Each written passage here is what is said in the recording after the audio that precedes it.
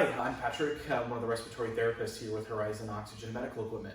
Today's video, we're going to be talking about oxygen tank usage, how to set that up, how to make sure you're safely storing it, handling it. This is an example of an e-cylinder. You might see one of these in your homes. We also have other sizes, some much larger than this, others more for travel convenience. It might be like the size of a wine bottle.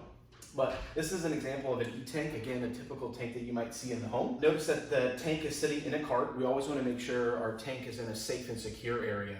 So if a tank is being used, we want to make sure it's in an e-cart. That way we're preventing any accidents from tipping or falling and hurting someone's foot, obviously. This is in a compressed cylinder, so we have to treat the cylinder as if it's a dangerous item, which it can be if it were to tip over. So we have a few different items within our oxygen tank system. So again, we have the cart, the tank itself. We have what's called an oxygen regulator. This is what lets us tap into the tank. And then we have a tank key. These are all the items that you need for an oxygen tank usage. In order for us to be able to attain the oxygen from the tank, we have to insert our regulator onto the tank. On the regulator, you'll notice that there are two prongs there. This is what's actually going to be inserted into the side of the tank there. There is a little washer right inside here. This is what's going to seal the regulator to the tank. And then ultimately there's a wing bolt. This is what's going to secure the regulator to the tank. On the front of the regulator, you'll see two other things. One is our gauge. This is just letting us know how much pressure, how much oxygen is left in the tank. And then finally, it's the liter flow piece. This is letting you know how much liters per minute is being expelled from the tank. We can adjust that by turning this dial. It goes from 0 all the way to 15 liters per minute. Whether we're using a tank this size or any other size, the setup is all the same. So I mentioned the regulator having these double prongs. We have to find on the tank where those double holes are for the prongs to be inserted. So if we look on this tank, nowhere else on the tank is there those double prongs. On the side it's empty, there's another hole there, but we can't insert our regulator prongs there. We have to find those double holes.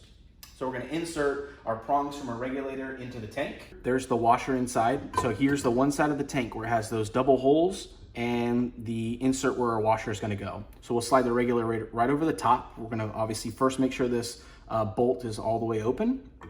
Slide it right over the top. We're going to find those double prongs. You'll feel them insert, kind of push against it, and then we're going to tighten this bolt.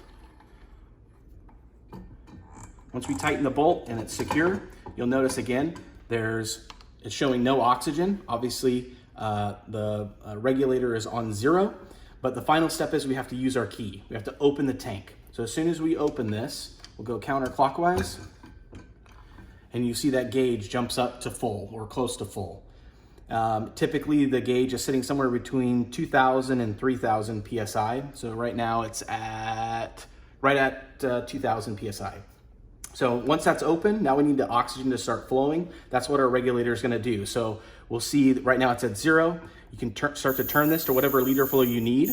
Again, a common prescription is like 2. So there's 2 liters flowing from this tank. You can hook your interface up right here. This is for oxygen tubing. You can use extension tubing, or you can use a direct nasal cannula if you want, or oxygen mask, whatever you need. Now, when you're done using the oxygen, this is the most important part. Not only do you have to turn this back to 0, again, still showing the gauge full, it's because we haven't closed the tank yet. We have to come back to our tank key and close the tank. So now the tank is closed because I know it's tightened all the way, but how come the gauge still reads full? And that's because there's still pressure inside our regulator. So to release that pressure, all you have to do is start to unscrew this bolt.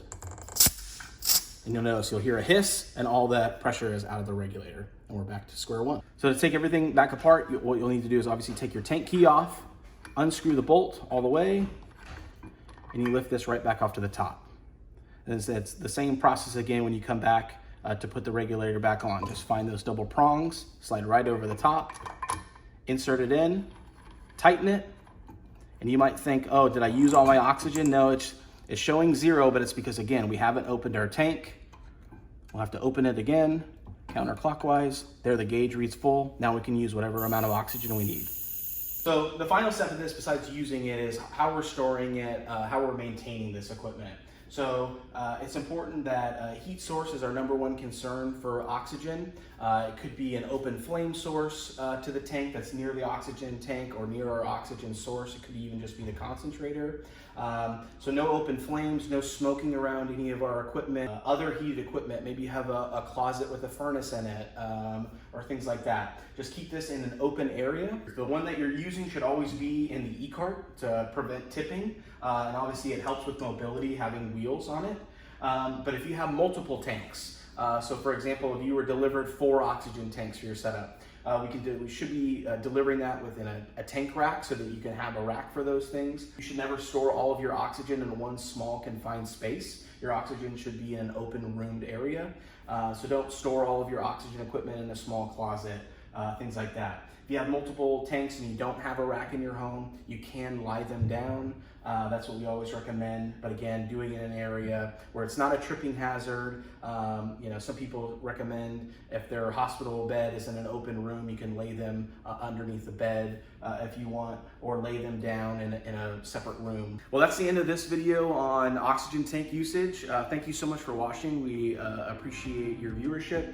These videos really are designed to be a tool for you, to be helpful. That way, if you didn't want to have to call somebody else out for a quick question or a troubleshoot, or you couldn't remember the technician's initial setup instructions on that, we always provide written instruction to you in our red folder as well. But if you're more of a visual learner, maybe someone like me, and you want a video where you can come to, that's what these are for.